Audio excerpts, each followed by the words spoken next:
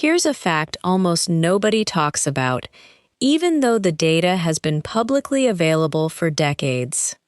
The industries that produce the highest concentration of self-made millionaires in America are not technology, not finance, and not real estate. They're distribution, wholesale trade, and manufacturing, three categories so unglamorous that most people can't even name a single company in them off the top of their head. I want to explain why almost nobody talks about this, why it's not some grand conspiracy of silence but something far more mundane and human, and what that means for anyone still chasing the kind of business that gets talked about constantly instead. Before we get into it, a quick introduction for anyone new here. I'm Jasmine. I hold a degree in business strategy and transformation, and for the past 7 years, I've studied where real, sustained wealth in this country actually comes from, as opposed to where our attention naturally goes when we picture what a wealthy person's business probably looks like. Let's start with the relatable problem, because I suspect a lot of you have lived some version of it. At some point, probably more than once, you've had a business idea or watched someone else launch one that felt exciting the moment you heard about it. An app, a trendy food brand, a content platform, something with a name that sounded good when you imagined saying it out loud to friends. And somewhere in the back of your mind, a quieter, less exciting idea existed too. A wholesale supply company, a packaging business, a regional distributor of some unglamorous product. An idea you probably dismissed almost instantly, not because you ran the numbers and found it unprofitable, but because it simply didn't sound like the kind of business a successful person runs. That instinct, dismissing an idea purely because of how it sounds, is the entire reason almost nobody talks about the industries that actually produce the most millionaires. Let's get into the actual data, because this isn't a matter of opinion. Research compiled from IRS statistics of income data and repeated Census Bureau surveys of business owners has consistently shown, across multiple decades, that wholesale trade and distribution businesses produce self-made millionaires at a rate disproportionately higher than their overall share of the business population. Thomas Stanley's original millionaire research from the 1990s, which we've referenced on this channel before, found something strikingly similar. Business owners in what he categorized as dull normal industries, wholesale distribution, manufacturing, contracting, consistently outnumbered business owners in glamorous, high-visibility industries among the genuinely wealthy people he studied directly. That pattern hasn't reversed in the decades since. If anything, more recent small business ownership surveys suggest it's remained remarkably stable, even as entirely new, exciting industry categories, social media, app development, direct-to-consumer brands, have risen up around it. Here's the useful lesson buried inside that first piece of data, before we go any further.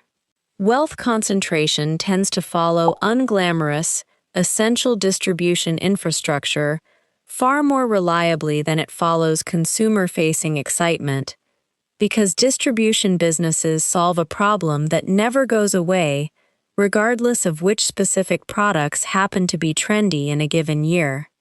Someone has to move goods from manufacturers to retailers, warehouses to stores, factories to job sites, and that unglamorous middle link in the supply chain generates real, durable margin, year after year, largely immune to whatever consumer trend happens to be capturing public attention at any given moment.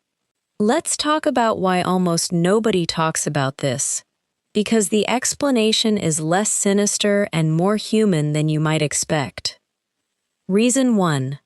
Wholesale and distribution businesses are, by their fundamental nature, business to business rather than business to consumer. A wholesale packaging supplier doesn't need a consumer-facing marketing presence, a social media following, or brand recognition among ordinary people, because their actual customers are other businesses, not the general public.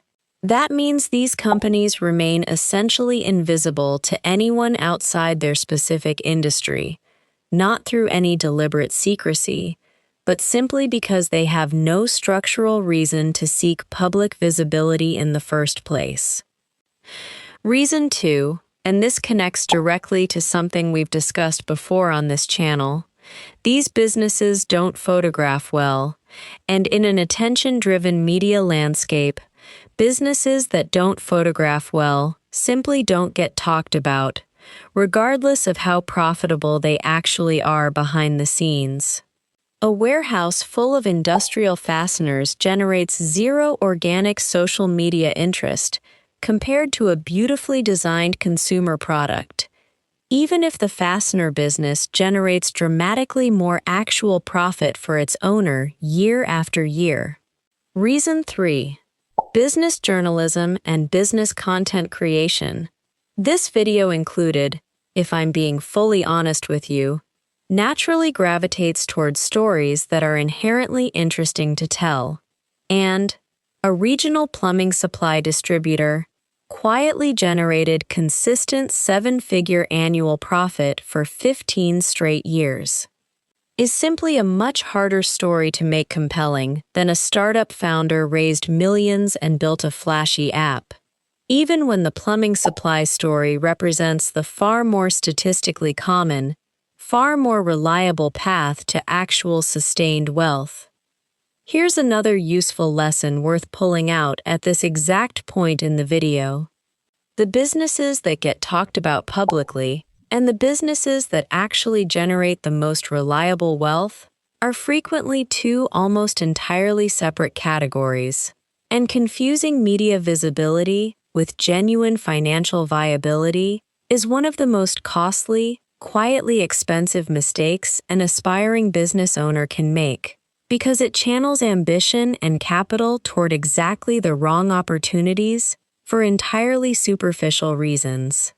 Let's get into a real, specific example, because abstract statistics only carry someone so far before a concrete story becomes genuinely necessary to make all of this feel real rather than theoretical. I want to introduce you to a man named Robert Chen, who built a regional industrial supply distribution business over nearly 2 decades. A story with genuine ups and downs, not the clean, straight-line success arc these kinds of stories often get flattened into after the fact. Robert started in 2005, purchasing the distribution rights for a specific line of industrial fasteners and hardware in his metropolitan region, an unglamorous product category if there ever was one, selling almost exclusively to construction companies and manufacturing plants. His first 2 years were genuinely difficult, and I want to be honest about that rather than glossing over it, because the difficulty is part of what makes the eventual outcome meaningful. He operated out of a small rented warehouse, personally drove deliveries himself in the early mornings, before making sales calls during the day, and came dangerously close to shutting the entire business down in year 2, when a major client unexpectedly switched suppliers, taking nearly a third of his total revenue with them essentially overnight.